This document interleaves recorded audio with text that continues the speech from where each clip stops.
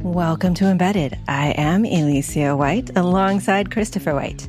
Our guest this week is Dr. Emily Lovell, and we're going to talk about open source software for as long as we can before we shift the conversation over to guitars. Hi, Emily. Welcome. Thank you. Thanks for having me. Could you tell us about yourself as if we met at a University California, Santa Cruz, that's UCSC, programming night? What's a programming Sure. night? Yeah, what's a programming night? One of these meetups where you get together and introduce yourself around a table. Okay. Sure. I would say, hi, I'm Emily. I care a lot about who's participating in tech and the sorts of things that people feel empowered to make in tech. So I work in open source, which I kind of think is like the punk rock of software engineering. And right now I get to do that full time. So I'm currently the associate director of the open source program office at UC Santa Cruz, where we are figuring out what our campuses need from us in terms of support.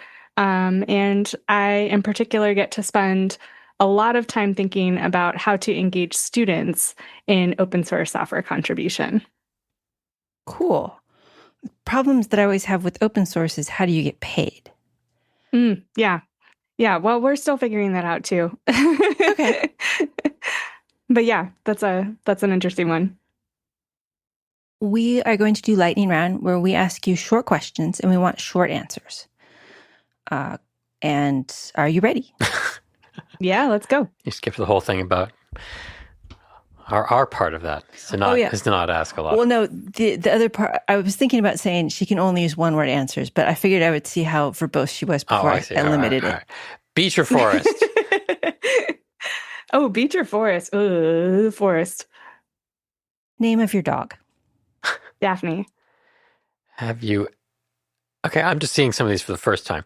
Have you ever purchased a deli slicer for a computer science class? Yes.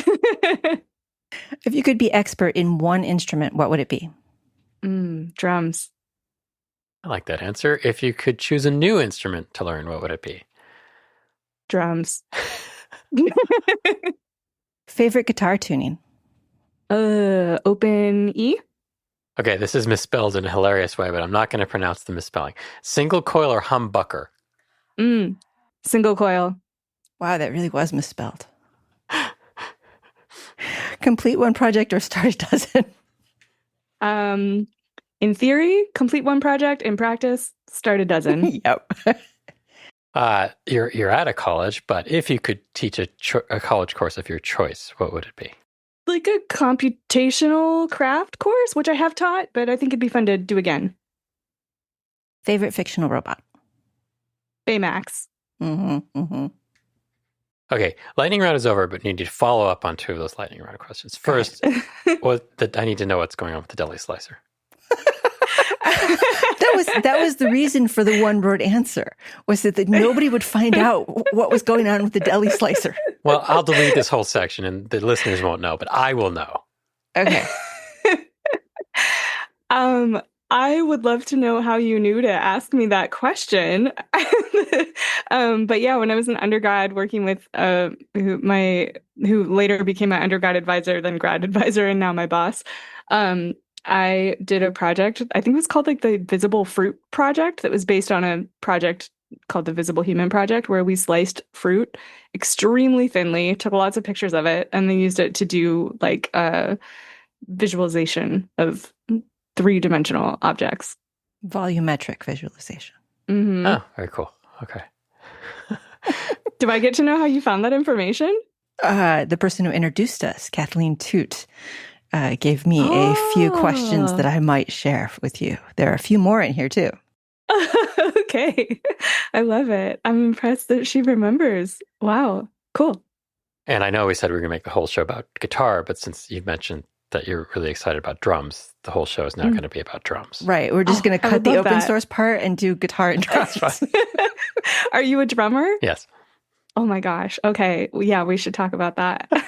I'm sitting in his studio and I am literally surrounded by drums. You're literally sitting on my drum stool. I am. Wow. I just turned 40 last week and I wanted to play the drums since I was a teenager. So for my 40th birthday, I went and rented a rehearsal studio and played for the first time. Awesome. And I got super excited about it. So that's really cool that you're a drummer. A very exciting instrument. He also plays guitar and bass. A little guitar. A little guitar. But he has a nice guitar. Anyway, so I hear you make guitars. I do. Aberdeen, is that what the name of your guitar company? Yeah, Aberdeen Guitars. Yeah, we make like vintage-inspired steel string American acoustic guitars. Okay, but you're also going to be a professor at UCSC. Yes. Yeah, that's right. Yeah, I just accepted an adjunct assistant professor appointment at UCSC where I'll get to continue doing the work, the programmatic work I've been doing at the open source program office. But you also make guitars. I do. Yeah. Okay. Yeah. Is that monetizing your hobby? And if so, which one is your hobby? Ooh, that's a really good question. I like that. But no It answer. doesn't feel like a hobby. Yeah, I mean, they both feel like work. Okay. Like they do both feel like real jobs. But I think it's fun to get to work in two different areas because whenever like one area I feel stuck or frustrated or like projects aren't moving, like there's always something else to go pour myself into. So I feel like they actually kind of feed each other, having these two areas that I get paid to do work. I understand that. Yeah. Mm. I want to take a break from today's conversation and mention a resource for those of you interested in the future of clean technology. Mouser Electronics, the sponsor of today's show, has an Empowering Innovation Together hub, where they dive into all sorts of topics like renewable energy, energy-efficient systems, and sustainable design. Whether you're looking for the latest in clean tech trends or just need some inspiration, you'll find articles, videos, and podcasts, all geared towards engineers who want to make a difference. Head over to mouser.com/empowering-innovation and check out their clean tech content. Now back to the show. Okay, so before I ask you how you got into guitars. This is an engineering show. Oh? I'm making fun of us. That's all. You worked on LilyTiny, which is not the lily pad, but Correct. something smaller, tinier than the lily pad, LilyTiny. How did you get started on that? Yeah, so I worked with Leah Beakley, was my first graduate advisor in the High Low Tech Research Group. Yeah, I saw it. That's so cool. I just saw her recently. So I was in her first cohort of graduate students for the High Low Tech Research Group, and she had been working. So much of her doctorate work was on the LilyPad Arduino toolkit, which, if you know, for anyone listening who's not familiar, that's a sewable set of Arduino microcontrollers that use conductive thread instead of wires to connect, and can be sewn into anything textile based. And so when I joined the group, Leah already had that body of work going. And I was really interested in like broadening participation in computing, like who is making stuff and who feels supported and like they can be creative. And I had grown up sewing. My grandmother was a seamstress. And so I grew up working a lot with my hands, doing all kinds of craft work, and sort of started playing with the LilyPad Arduino toolkit, like I guess sort of after college. And so when I started working with Leah, I was like really interested in like combining sort of education and all of the work that she was doing, a lot of which was already in education.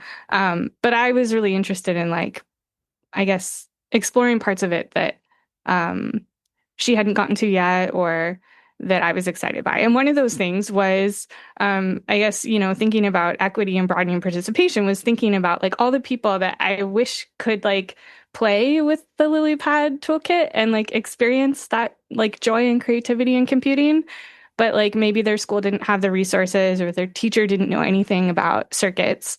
So yeah, that's kind of how the LilyTiny project came to be, was Leah and I were like brainstorming together. She had ideas and I had ideas about sort of increasing access to that sort of tinkering. And then the LilyTiny was sort of like my master's thesis work, which was sort of making a sewable microcontroller that is pre-programmed and way cheaper to produce because it's just an @tiny microcontroller, like breakout board basically. But then also developing like an approachable curriculum that teachers could use with it who didn't have to know anything about circuits. So I'm not a hardware person, so I also like learned a lot in the process of putting that together. But I had a lot of teaching experience at that point that I think informed that work. So it's pre-programmed to flicker lights. What is it pre-programmed to do? Yeah, so it comes pre-programmed like with basically an assortment of light patterns. So in a lot of the work we did teaching with LilyPad, the toolkit as it existed at the time, there was like either we would teach workshops where participants might sew LEDs onto a bracelet or something, like lights and a battery, and the lights were always on, or you took out the battery and they were off. Or the other sort of type of workshop might be teaching people how to write Arduino code to make interactive stuff.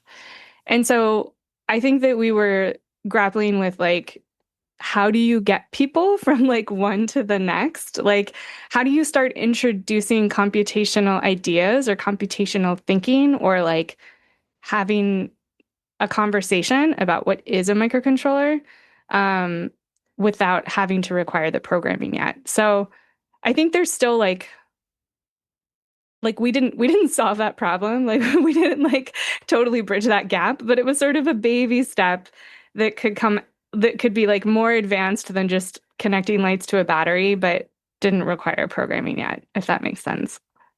Sure. I mean, you connect lights to a battery and someone now understands that batteries provide energy, and if you connect things this way and only this way, things will light up.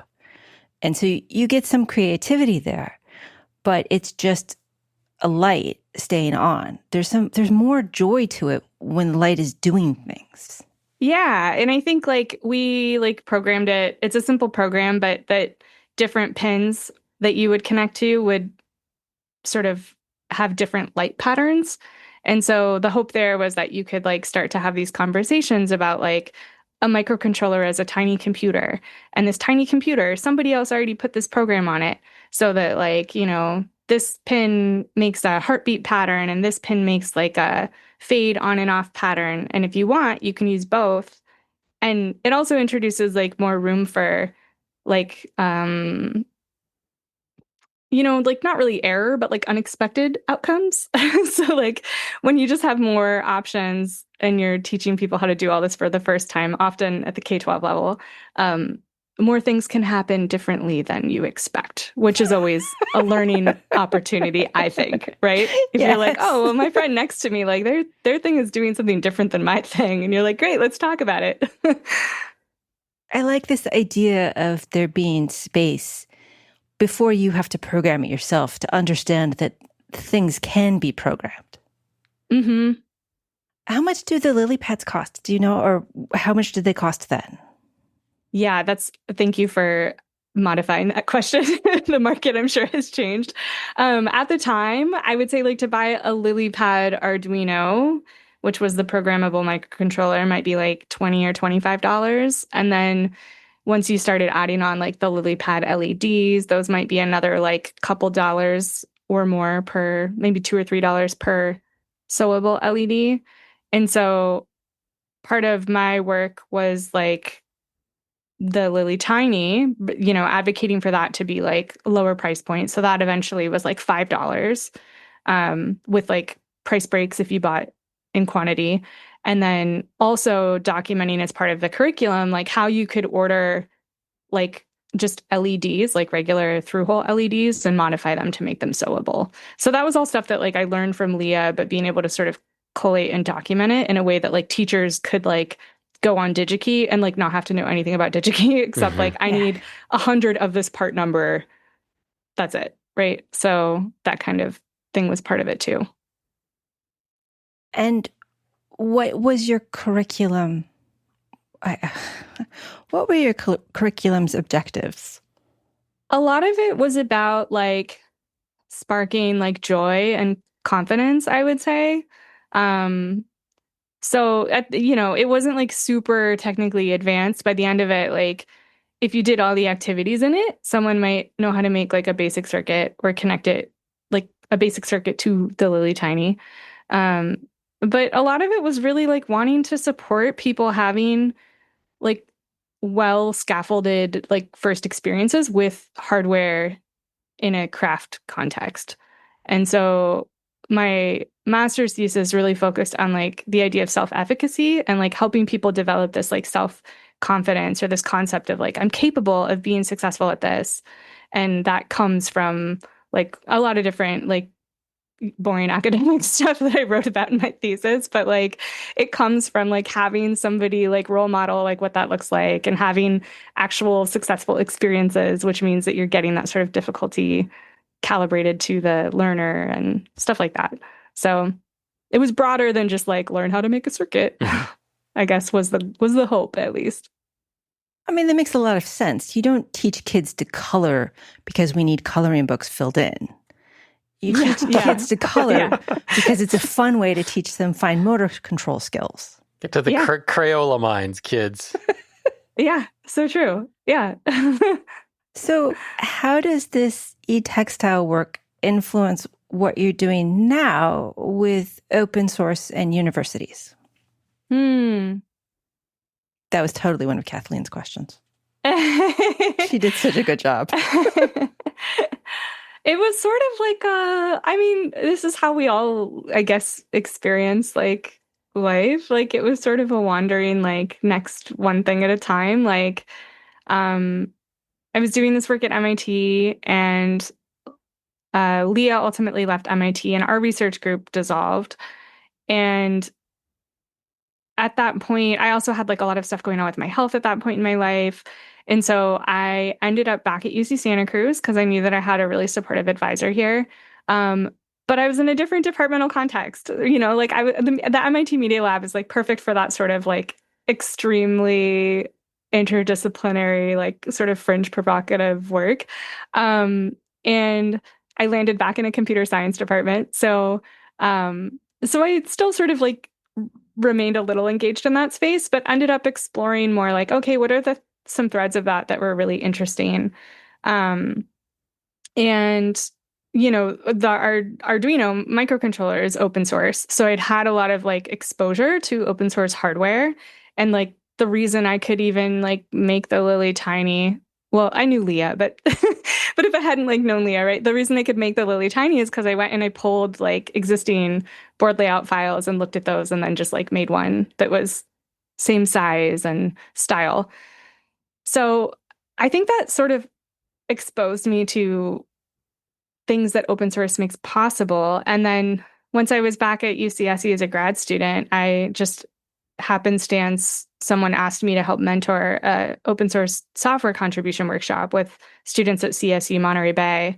And I went and just saw like, oh, like this is so empowering for students to be like actually contributing to real software projects. And yeah, getting to see a lot of that community values in that. And then a postdoc, like just kind of, it was like just luck and good timing that the Sloan Foundation had given UCSC funding for open source program office work. And that funded a postdoc that sort of came to be when I was finishing my doctorate. I want to open some California snobbery here. UCSC, any of the UC colleges are usually considered a little more prestigious than the Cal State, which is the California State University at Monterey or Fullerton or a whole bunch of them. SJSU, where I went. Was SJSU Cal State? Mm-hmm. Oh, okay. Mm-hmm. And so there's UCSC helping Cal State Monterey is it's a prestigious thing. Like the Monterey folks got to come to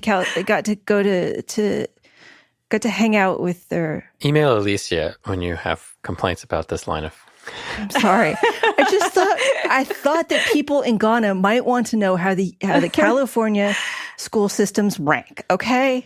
Yeah. Yeah. No, I think it's interesting context to call out. Like I would say like the UC systems are really known for being like research universities, and the Yeah. CSU schools are really known for like being teaching institutions. And Thank you. That's such a much better way to put it than what I managed. Yeah. No, I mean UCs give I PhDs, CSU goes up to masters. Yeah, but there is like you're absolutely right that there is like a feeling of Affluence, prestige, or like hierarchy snootiness. or snootiness. Yeah, maybe that's it. I don't know. Okay, so in in in that vein, you have been very outspoken and very proactive about bringing people who don't normally get into tech, at least a little bit into tech, to show them what it can be. Mm-hmm. Can you give examples of how people can do that, or how you've done it that maybe other people can make their own version for? Yeah, I think there's so many people who all have like 1,000 approaches to doing this sort of work, which I think is what makes it really interesting. But I think something that's really important to me and has just grown out of my own experiences is like the importance of going and finding out like what do people even like want to do with technology? Like, because I think things are getting better, but I think tech has gone through periods of like the people with the resources saying like this is how they think that everybody should be using technology, or like, oh, we want more women in tech and they should be doing this. And then like as a woman in tech, I'm like, what? Like, no. So I think that with like all the students that I've been fortunate to work with, what's been really most exciting to me is seeing like what excites them and like what feels relevant to them, and then thinking like, okay, how can I like offer them tools towards that end? And that is going to look super different for different types of students. Like I taught in like rural Kentucky for a while, and like, my students there were just demographically completely different than my students at UC Santa Cruz or the HBCU students that I work with. So I think just like being humble and listening to what people are interested in and what they want to do is really important. So in Kentucky, this was Berea College? Berea. Mm-hmm. And the internet says it's the first integrated college in the South, and it doesn't charge tuition. Yeah. How did you end up there? And can you compare it to being in Santa Cruz? Yeah. So I ended up teaching at Berea through open source work. Open source has become this like thread through everything for me. But I had met a lot of really awesome faculty who were teaching open source and had a lot of experience with that around the time that I first became curious about that as a grad student, like after having that one experience I mentioned at CSUMB. And so it was actually through that circle of like professional development that I met some faculty at Berea College, and it started out as they needed like a visiting instructor. But I ended up leaving my PhD in the middle of the PhD at Santa Cruz and going and living in Kentucky. And the visiting position turned into a tenure track position. I was still ABD, meaning that I hadn't finished my dissertation yet. Oh, but dissertation. It's what PhD students have when they don't actually have the PhD. Exactly. So I was ABD. And so I got like, I sort of did everything out of order, but yeah, I mean, I ended up having the opportunity through my open source circle of faculty at the time, but then took it, in part because it seemed like a really unique place to teach, because you get to do really like high impact work with students from really different, like just really different life experience than me. So then, everything you read on the internet is correct. Berea has an endowment that helps, pay for everything, and students who go there also work. It's a work college. So all the students work on campus. They do everything from like, greet you when you come into the dean's office for an appointment to, run the library and teaching assistants. And then they don't pay tuition. So it's a really, really unique place to teach. When you say teaching open source and faculty in open source, is that I'm going to create my first project online and not put in copyright? Or is that teaching folks how to contribute to big open source projects? And I know there's a spectrum in there. Yeah. Usually in the work that I'm doing, it's like when I talk about teaching open source, usually it's people who are teaching students how to contribute to open source projects. And those might be like instructor-led projects. So there are faculty who like manage their own open source project that's predominantly student contributors. In my own work, usually I'm supporting students contributing to projects that are like in the wild. So external facing open source projects.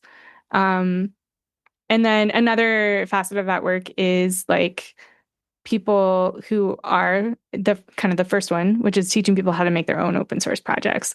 So here at UCSC, we do a lot more of that in in the open source program office through like supporting research software development. But teaching wise, usually it's teaching people to contribute to open source. Because I have a whole bunch of personal repositories of varying quality. Mm-hmm. Yeah. And they're all open source. Yeah. But I right. wouldn't really wish them upon anyone. Yes. Except my book repository. Relate. That one has some good stuff. That's for this. But I mean, contributing to open source, you just, the first thing you do is you read their README, you fix their typos, you write a PR for the fixed README, and then 6 months later, they don't accept it because you didn't put your comments in correctly. That's how open source works, right? Sometimes. Yeah, when I work with students, like a lot of the work is like figuring out like where are you going to put your time, right? And so like some open source is paid, a lot of open source is not paid. So some of the work I do with students is helping them sort of like screen projects for like, how are these people talking to one another? Are people responding when people submit pull requests? Are they having respectful conversation about issues? Those kinds of things, so that we reduce the chances of pouring time into something where it's sort of just going to go into a black hole. And do the students, you said there were some instructor-led projects, but for the other ones, do they just wander around looking for an interesting project like Audacity or Linux? I wouldn't recommend Linux as a starting point. Yeah. No particular reason, no experience there, but just I wouldn't recommend to start a Linux, no.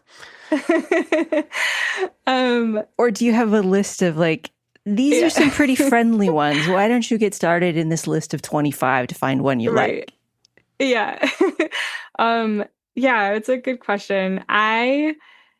Different people do this different ways. Like everyone who teaches open source does it differently. For me, I tend to like do a little bit of both. I let students, I say like, okay, why don't you go search around, find something related to your interests. If you're into photography or this, or, AI, and they might come back with ideas. And then we go and we sort of look into whether those communities would seem welcoming based on some of the criteria I mentioned. However, I do also maintain sort of like a informal short list of projects that either I've worked in or I've had students work in, or I know faculty who've had students work in, that I can guide students to, or like maybe I know a maintainer there, or I've met a maintainer at a conference who said, please send me students. So it's a little bit of a mishmash, but there is one interesting body of work is that the folks who drew me into teaching open source, they especially encourage students to work in humanitarian open source projects, in part because they have found anecdotally, they're doing deeper research, but anecdotally have found those to be places where people tend to be kinder and more welcoming and supportive of new contributors. What, you mean people who are out to do nice things are often nice people? Right. Yeah. That's a shocker. Yeah. That's like the time I came down heavily in favor of children reading. Yeah, right. Okay, nobody needed that soapbox, but still, okay. So changing subjects a bit to get a little bit more concrete. There was recently an event called Slugfest. Mm-hmm. And I know that the banana slug is UCSC's mascot. And having had banana slugs in our yard, I can see why, because once the banana slug is the size of a bus, a school bus, it can take over whatever you want. So there, you stupid little sparrows at Stanford. Sorry, what was I saying? Oh, did any banana slugs attend Slugfest? Cardinals. Oh, I see. You were purposely insulting the okay, got it. Sorry. I mean, actually, it's the tree is their mascot, but let's just not go there. Okay, I don't. Yeah, what's up with that? Yeah, we did have, I mean, if we're talking about banana slugs being students, yes, we had many in attendance. However, your question does make me wish that some real banana slugs would come because they would have the tiniest laptops.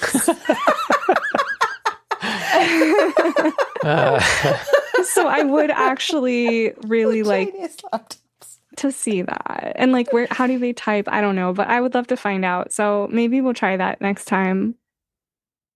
Yeah. I mean, you could capture a few. Come on. You're not going to. I guess you could do like some papercraft, little origami laptops and an LilyTiny to make the thing blink occasionally. All right. Yeah. All right. You sold me. Okay. Sorry. Open source Slugfest. No slugs were harmed. No slugs were harmed. Well, what is it though? Yeah. So Open Source Slugfest, I was going to leave you hanging. This is an event we have. One of the things that our office thinks about is like community and in thinking about what does an open source program office do or should do. One of the things that has been fruitful for us is like bringing people together who are already doing open source work or want to be doing open source work. So the Open Source Slugfest is a spring event. This was our second year that my colleague and our executive director, Stephanie Lee spearheads, which is meant to bring together like our on-campus people who are interested in or already doing open source. So it was kind of like a collection of short like lightning talks and intros about like just cool projects people are doing. And then the people who came were a mix of like undergrads, graduate students, faculty. It was sort of a whole spread. And then everyone just, gets together, eats falafel, and talks about open source. Did you have a good time? Yeah. I love these events because I love talking to people about open source. So like my favorite thing is when like a student like walks by and they're like, what is this event? And, and then you get to say, well, do you know what open source is? And they're like, no. And then you sort of lead them on the like, oh, well, do you think you use open source? And they're shocked to find out I do, Yes. And then to find out that they can contribute to it. So I really love getting to like have those those like early conversations is really fun for me. So it's funny because we've been steeped in it so long that the idea that somebody doesn't know what open source is, right? Like, what? How can you not know? Yeah. There's Bang Bang Con that was at UCSC a few times, although I think it's no longer being held. Right. Is it similar to that? Or I guess it's a lot shorter. Slugfest is only one night, not a whole weekend. Yeah. That's a good question. I only got to go once to Bang Bang Con, and I loved it. It was so much fun. But I would say, our events so far, like that, the Open Source Slugfest is just an evening. So it's like really more of like a catalyst type event to get people like meeting new people and thinking about how they might get more involved or connect with someone new. But we do have some longer events. So we have a fall event that sometimes has been a full day symposium event that's more like talks and panels with both people on campus and industry collaborators and foundation collaborators. And we also just hosted our first UC Open event, which was like a University of California-wide open source conference. And that just happened this spring for the first time. That was super exciting. We're expanding open source program office work to several additional UC campuses. And this was the first chance that we got together to do something, as a multi-campus team. But yeah, so different vibe, I would say, than like Bang Bang Con, although we do some student events that feel a bit more like that. There's a certain chaos to the Bang Bang Con. Yeah. That's really fun. Yeah. So open source program office, that you've mentioned office, and that's the full name of it. Is that different from Carlos Maltzahn Center for Research in Open Source Software, the CROSS thing? The OSPO kind of grew out of Carlos's work. So yeah, the Center for Research on Open Source Software, CROSS, had been around for maybe like 10 years or something. That was Carlos's research center. And that had been supporting a lot of different like research-centric open source work. And I came on right as the OSPO started. So I can't speak as thoroughly to that as Carlos. I know you've had him on the show. He's like could really speak in depth about his vision for that. But that was supporting a lot of like graduate student and faculty research in open source. And that also included things like incubator fellowships that funded some graduate students and postdocs. And then the OSPO grew out of that because he and Stephanie Leegee had been doing a lot of work that started to look like related, but like a little different, a little more programmatic, like, how does it fit? And that sort of dovetailed with the time when academic OSPOs are starting to become a thing. Like the Sloan Foundation has funded several of them, including ours. And so it kind of like, so the OSPO kind of grew out of that work and allows just like a broader scope of things like student events and conferences and things that are like related, but not quite what a research center does. So they both still exist and just sort of reach different sort of goals. Cool. Okay. Here in Santa Cruz, we have Santa Cruz Guitar Company. I think that's Santa Cruz Guitar Company, yes. And that's led by Richard Hoover. Mm-hmm.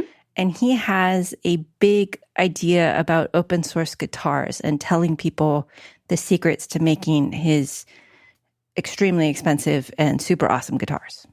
He does, yes. This is my transition. Now we go to guitars. Tell us everything. It was a good transition. It was a great transition. It's a lovely Tell transition. us everything is a difficult interview question. Oh, okay. How did you get into making guitars? Yeah, I had, let's see. So during the pandemic, my best friend started building hand-wound pickups for electric guitars, which are like the things that go under the strings on an electric guitar that translate the string movement into sound. And so we had actually been building pickups together for about 2 years. And then he started working full-time in Lutherie, doing repair work and restoration work, and built his first acoustic guitar. And yeah, I sort of got pulled into it like through him. It started out as like, it'd be really helpful if somebody could like hold some stuff sometimes when I need to like glue it together. And, like, could you just come and like hold this thing? And then, once I was sort of there, and then you bought him a C-clamp? Yeah. It's different. Yes, it's totally different. Yeah. And then like once I was there, it was just like, we work really well together. And, I've worked a lot with my hands. I've done some woodworking before, and love building stuff. So we just started kind of playing around with it and found that we like, really love building guitars together. So then he'd already done an apprenticeship, and I went and sort of sought out my own apprenticeship experiences in guitar building and then brought those back to the work that we do together. So where do you get apprenticeships in this? And how much do they cost? And how long do they take? And are they super fun? They sound fun. And when can I start? Yes. Are you They're hiring? super fun. Sorry. We are not hiring. I wish. Yeah, for him, his apprenticeship was like working. He works at Sylvan Music. He's now Okay. he like runs the repair shop there. But he learned from the original owner of Sylvan Music. I'm so excited because he needs to talk to the repair person. I'm sorry, this is totally out of bed, but I have like 3 bases that I need to get fixed. I keep meaning to go over to Sylvan, and I keep not doing it. It's been like a year. Okay. Patrick's the best. He will set you up with whatever you need. He'll solve your problems. Totally. Yeah. So my friend Patrick like runs the repair shop there now, but he, I think like Lutherie is so cool because there's so much generational knowledge and like with a lot of handcraft or things like that. I think this is true, but so he learned sort of, that was his path, was sort of working that job and learning from somebody with years of experience. And then for me, I did 2 things. I went and paid to go spend a month in somebody else's shop doing like my own acoustic build start to finish with them. And gosh, I don't remember how much it cost. It was, I don't know, maybe like $4,000 or $5,000. It was like a chunk of money. Some people go to school. There's like Lutherie schools you can go to. Like I, at this stage in my life, couldn't really swing that, but sounds fun. And then I also did a fellowship. There's a group called Women in Lutherie that is like a Facebook group with other online presence. And they run some years a fellowship program. So I got to go work with like this amazing boutique electric guitar builder in Tennessee. And I spent like, I guess like 10 days or 2 weeks with her last year, getting to like use a pin router and like all this really cool stuff that I don't get to do in the acoustic work that I've already done. Right. So so that was all. And that like people are just volunteering, like I had to pay to go visit her and she's donating her time, but that was a really cool experience too. And I don't know how to phrase this without sounding like a complete jerk. It's not my intention. Why do people buy your acoustic guitars instead of give me a guitar brand? Like a Martin. Like a Martin. Yeah. Like a Martin. Yeah. That was the whole question. Why yours instead of Martin's, other than, handcrafted and people can get what they want? Pretty big thing that people want. Yeah, that's true. Except for the things that people probably want. I don't know because I'm not like our buyers, but I can speculate why like I'm drawn to things like what we do. I think like you can buy an instrument that's like a really well-made instrument that's like a machined instrument. Like lots of people are making like a beautiful CNC, assisted or built instruments that sound great, look great. I think that a lot of people who buy handcrafted instruments like really value like that a human has made, or a few humans, have made this thing that becomes a part of their creative work. And so like I kind of take pride on the fact that like everything that we build is unique. Like we have not built 2 guitars that are the same. And even if we tried to, like they wouldn't sound the same. Like all wood is different. It's an organic material. And the way things come together are different. One of my friends says like when people complain about wood, he'll be like, go talk to the tree. Like you have a problem with how the guitar is coming together. Like take it up with the tree. Like it's just, there's a lot that's just different every time you build an instrument.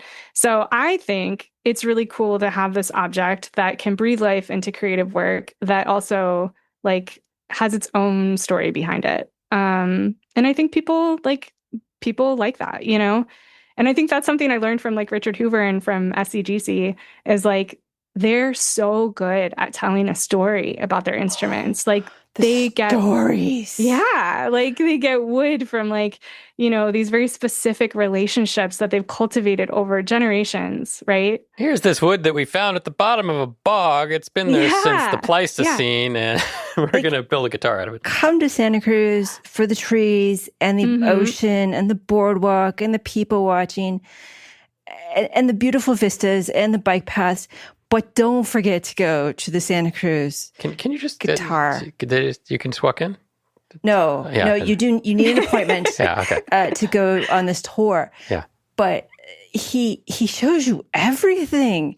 And then he like picks up different pieces of wood just out of this giant pile he has. And he plays them with just a tap. And suddenly you can hear the wood sounding different.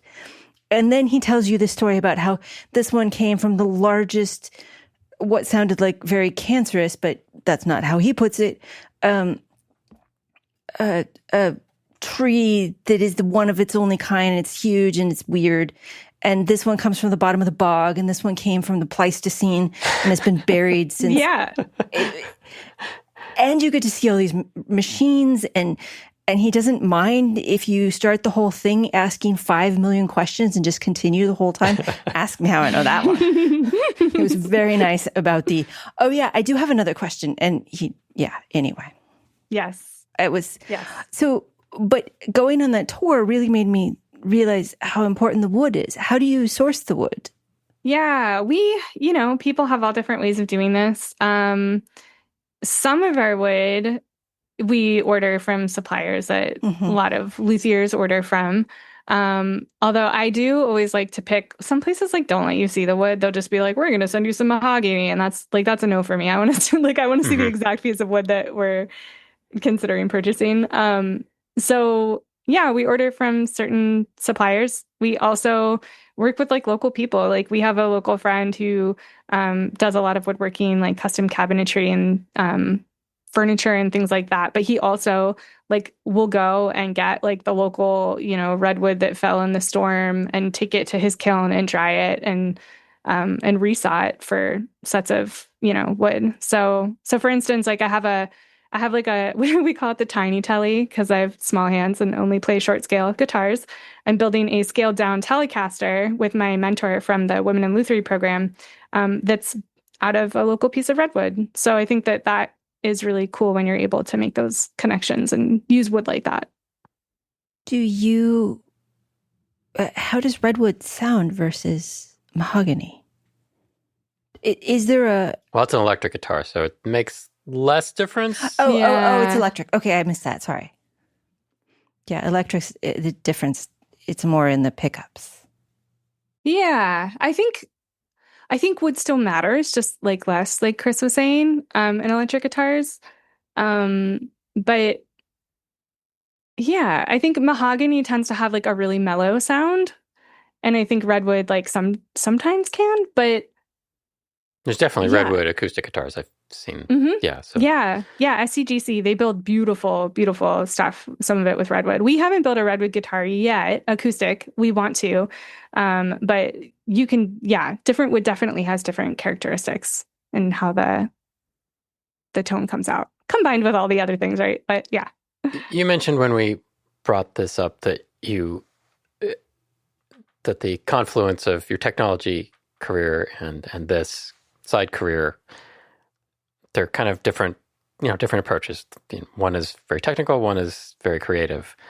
Was that a deliberate decision, or do you feel like you need to have your feet in both places? Saying as someone who's kind of wobbling between the two realms, I'm curious your thoughts on how you approach it. Like, when I stop working for the day, I don't usually want to play with computers. And wait a minute. When you start working for the day, I don't want to play with computers. That's a relatively new development.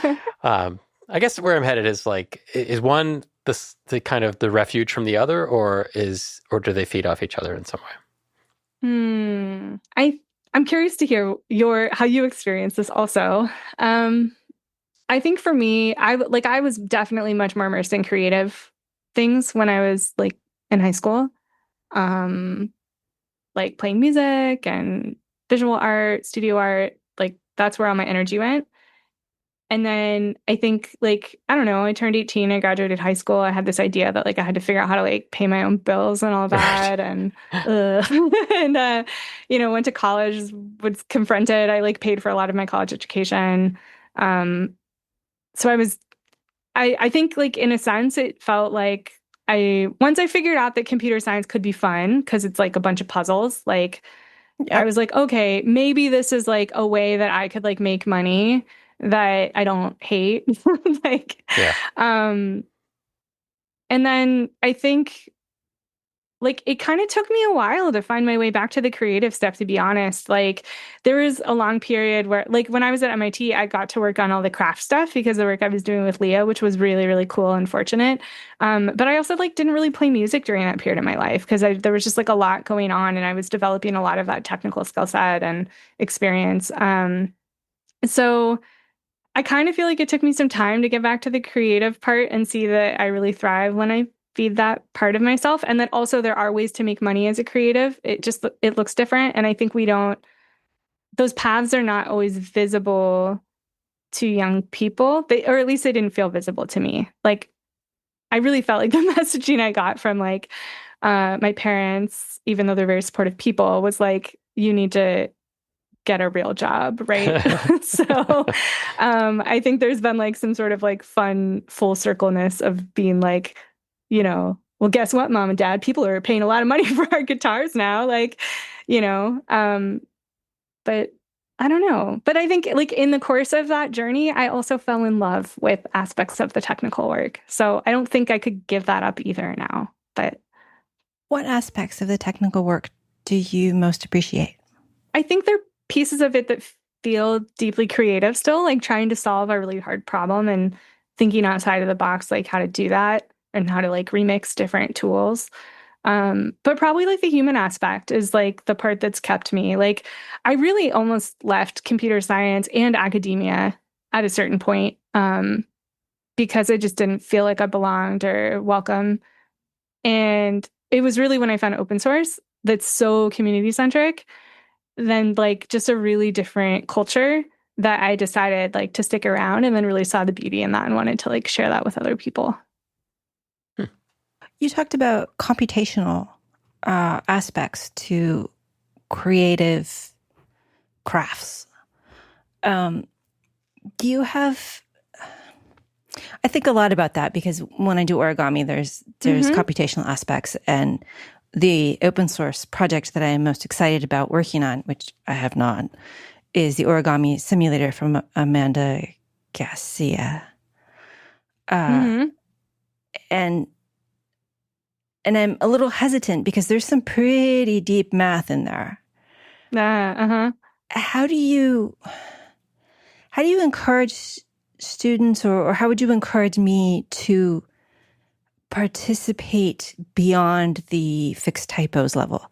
I'm actually okay at that now for open source, but I never really get into it. And maybe that's because it's my job and I don't want to work on my job after I get paid to work on my job. Yeah. Well, I think like one way that I have like kind of shepherded students into that space is like using open source projects or software as a way to like grow their own understanding of some of these concepts. So this maybe doesn't apply exactly to your circumstance, but like when I was teaching at Berea College, I did teach a computational craft class that was it actually fulfilled like what do they call it? Like something reasoning credit or requirement, whatever that students had to take, because I taught them how to program in the processing programming language, which is a lot of like working in a coordinate system and thinking about like, we in that course would think about like visual art as like things that you could generate with math. So we would like, generate like beautiful fractal patterns and things like that, and then figure out how to output those on like a pen plotter or a 3D printer.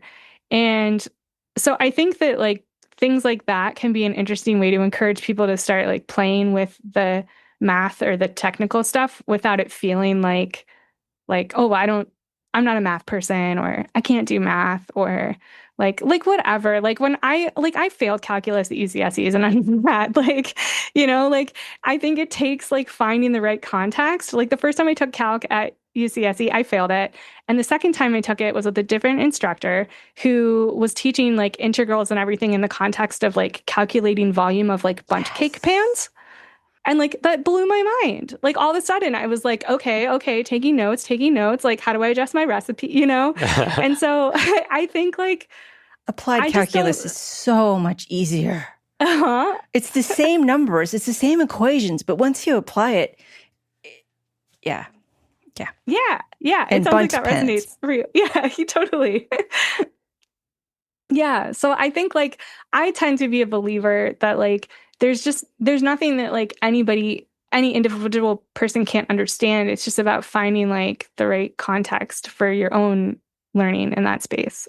And and I think that has like open source has helped me a lot with that to like also embody that myself and get over like feeling like I need to be an AI person to work on AI or a security person to work on security. So, like, yeah, not that there's not like concrete technical learning, but I think a lot of it is just mental game. One of the difficult things with working on open source projects is and we talked to Joel at Art Times about this, that you don't know what's happening with it. People fork your repo and then they take your code to space and you only hear about it because they mention it in their footnotes on a paper. You actually got a little bit of feedback about, or you did a little bit of research about measuring the impact of the LilyTiny. And I was amused because you did it partially based on how it was sold. Can you talk about that a little bit?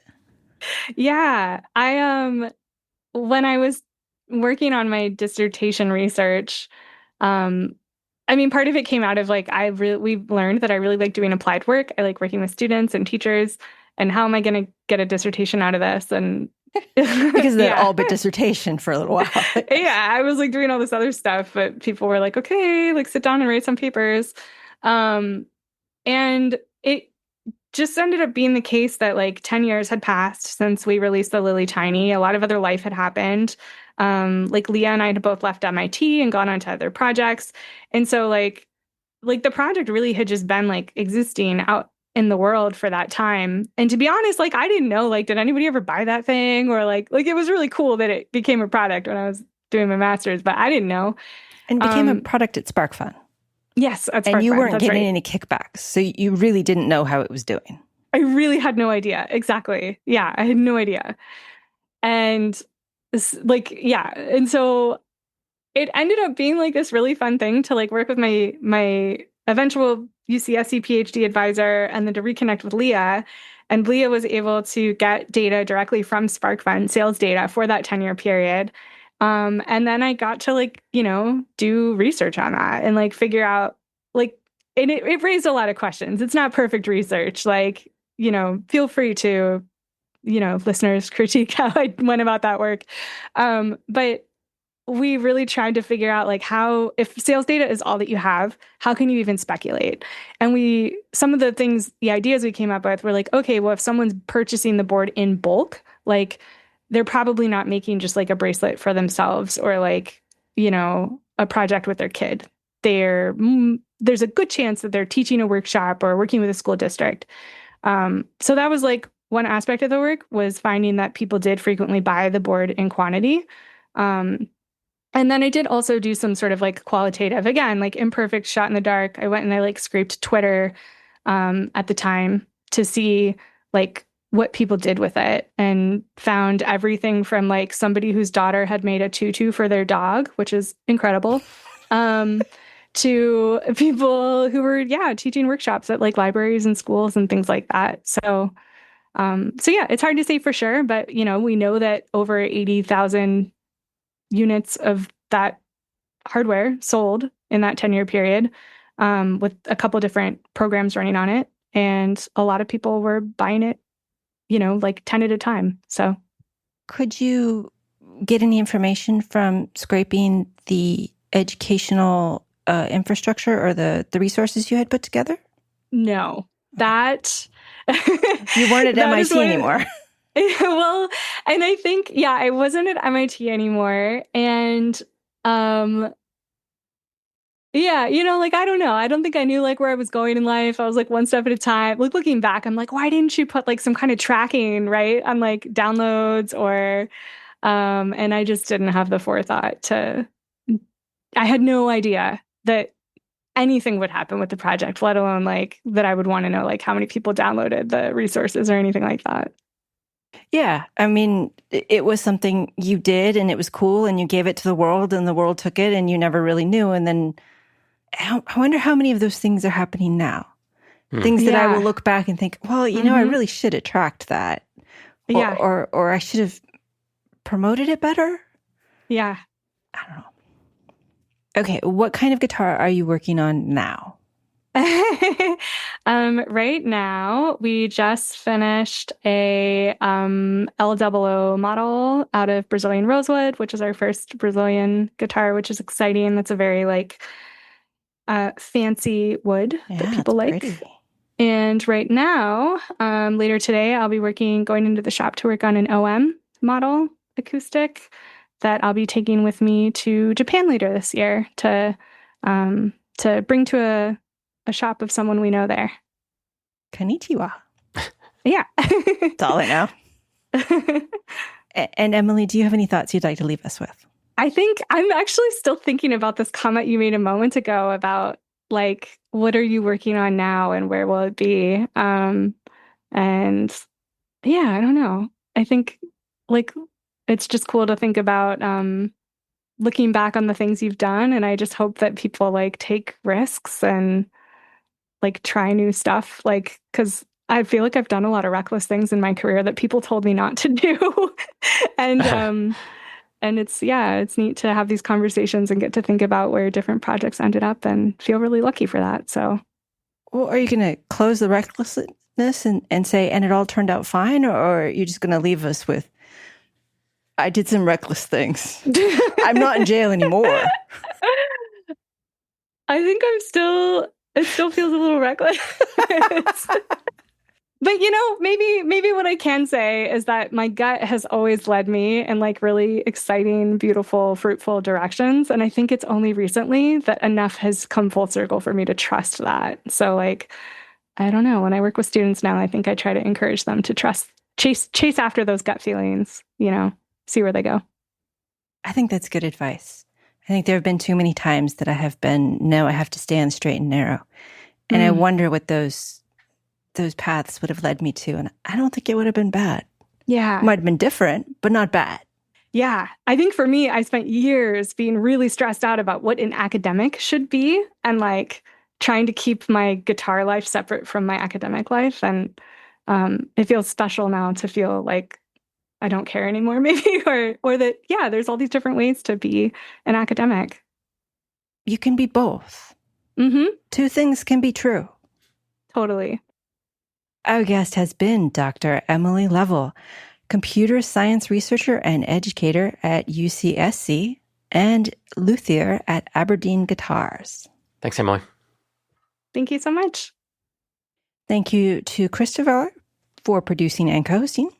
Thank you to Kathleen Toot for the introduction and some excellent questions. Thank you to our Patreon listener Slack group for their support. And of course, thank you for listening. You can always contact us at show@embedded.fm or hit the contact link on the Embedded FM website where you can also find show links, show notes, links based on this show. And the newsletter you can sign up for. You can sign up for the newsletter. You can sign up for Patreon. You can give us $1 on coffee. There's all kinds of stuff there. It's like we spend time and effort on that. You'd be surprised. And now a quote to leave you with from Augusta Savage. If I can inspire one of these youngsters to develop the talent I know they possess, then my monument will be in their work.